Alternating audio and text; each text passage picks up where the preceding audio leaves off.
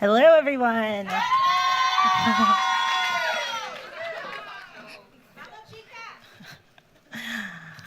Okay, I'm gonna make it to the other side so that maybe your necks can stretch a different way. Change it up a little bit. All righty. You guys ready?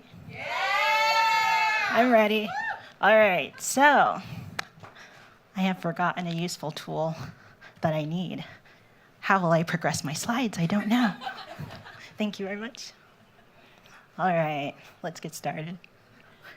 Alrighty, so I worked on a project called Todo, Sobre, Chicas. It means all about the girls. So what is girlhood? What does it mean to be a girl? What does it mean to have purpose and passions and to express yourself freely? These are the things I asked while I thought about how I believe that every girl deserves a chance at a full life. Unfortunately, as political uprisings and economic turmoil has been happening all around the world, which is very prevalent as we see today, not every girl has this chance. With this, I've partnered with an organization in Central America that helps girls really transition out of the harmful and abusive situations that they're going through inside their homes.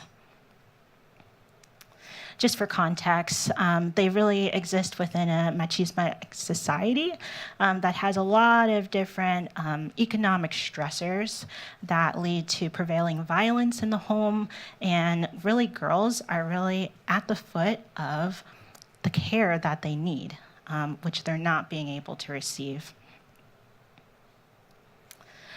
Also, the organizations that exist to be able to care and help them throughout these situations are going through dire times. As these political uprisings are happening, many times they are either being shut down or they're having to restructure their organization, which in turn makes the girls have to be sent back home. With the organization that I worked with, this is exactly what was happening. And with this, the girls are returning back to the places that harmed them. So this is where it all began. I started to ask, what are the things in healing and restoration that can exist as these girls transition? What are the things that help them during the midst of uncertainty?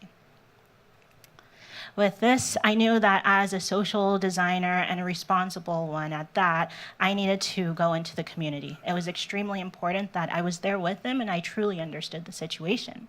So I wanted to understand how the political discourse really affected them transitioning back to those places, how it really affected their daily lives. I also wanted to know the things in their community and in their culture that inspired them every single day and kept them going, honestly. The last thing was that I wanted to spend quality time with them because number one, I needed to build trust. As I built trust, I needed to also co-create with them. It wasn't my idea, but it was a solution for them, by them. So with this, I hit the ground running and I went to Central America. I played games with them at night. I would go to different events with them. We had dinners that we went out to.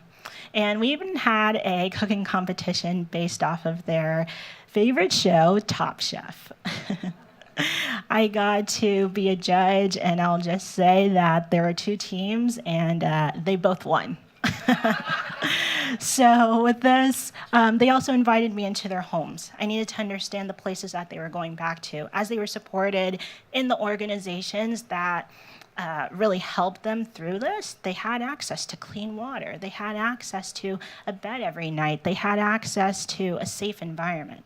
And the environments that they took me into were not that reality. So as I spent time with them, I was able to learn about the things that were going on in their homes and really the new ways that they were reintegrating back into living. I was also able to take some little handmade booklets that helped them to figure out what they were feeling in the moment, what were their emotions, but I also wanted to understand what were some of their hopes and dreams during the time.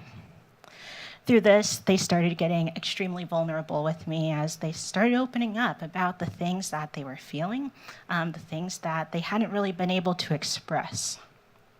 Two of my favorite, the first one is, "My heart is different now." And the second is, "Learn to attach your heart and your brain." And these are the two things that really started to drive the innovation, where we could see what needs to happen after this.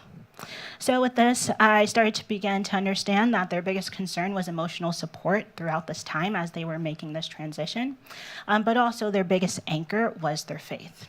With this community being a deep rooted Christian community, I knew that I wanted to bring that in because it was a part of their identity. As I continue, I just want to recognize that Christianity can sometimes be very complicated. It has a very sometimes harmful past for people. In history, we've seen how it's been used to colonize and to harm people. And I just want to say that if in any way this faith has been really weaponized against you personally, I apologize from my community to yours. I also have seen how it's been used to restore and to build up from the inside out, how people have been able to transform and really been able to find themselves through it. And that's exactly what this community wanted, so that's what I helped and supported them in. In my own personal beliefs, I've stolen this quote from my father, who I've heard say so many times, but so much of who we become as adults stems from our childhood. And this happens unconsciously or consciously. So with this, we partnered together and we created the Haven Effect, a 3-part innovation that uses hope, restoration, and communing together to really transition through hard and unexpected times. I started to ask, what would it look like to inspire hope? So with this, I partnered with some local businesswomen in the area that have been through very similar home situations to these girls. As they transition out, they've beat the odds. And this is something that many of the girls haven't been able to see, but that would inspire them. As I partnered with them and brought the two communities together, we started finding that there were similar themes. Things like the ebbs and flows of life, the things like care after transition. And in many ways, there wasn't a physical thing to represent the intangible change that was happening internally. With this, we decided to make bracelets that represent these 6 parts of the journey, so that it would act as a physical reminder for the non-tangible parts that they've been able to experience inwardly. After that, we really wanted to look at what are some tools that they could really use in their day-to-day lives. So we started by discovering more of self through experiential prayer, contemplation, and exploring their purpose. From here, we culminated a series of guides that use different tools like the Examine, the Lectino Divina, and a variety of others that they could integrate into their daily lives. These are things that in the moment, when they're going through a difficult time or when they're really being oppressed, they can use these tools as a source of inspiration. One is called Palms Up, Palms Down, where in the moment they're able to really release some of the fears that they're having and guide themselves to find strength in the moment. These are the things that continue to carry them through each and every day. The last part that we worked on was the communing. To commune is powerful, and also to raise your voice is extremely powerful.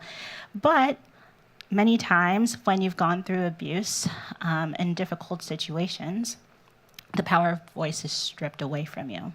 Through this, we created a variety of retreats that happen quarterly in this community, where they're able to see how they can raise their voice and be able to share their thoughts and opinions. This is them having their first retreat during Semana Santa in the community, really. So as I progress on with this project, it doesn't end here. I want to be able to take the Haven effect into many communities, because the reality is that their story is far from few. Many girls exist in a situation that is not preferable, and the Haven effect has the power to inspire, to help girls commune, and to restore. So as I conclude today, in the grander scheme of things, thank you guys so much for coming out to support all of us. But I believe that each and every one of us have the ability to inspire and to impact those that are around us. Maybe it doesn't take being able to go across international waters. Maybe it's something just right outside your own front door. So thank you very much, and I welcome Kara, our thesis advisor.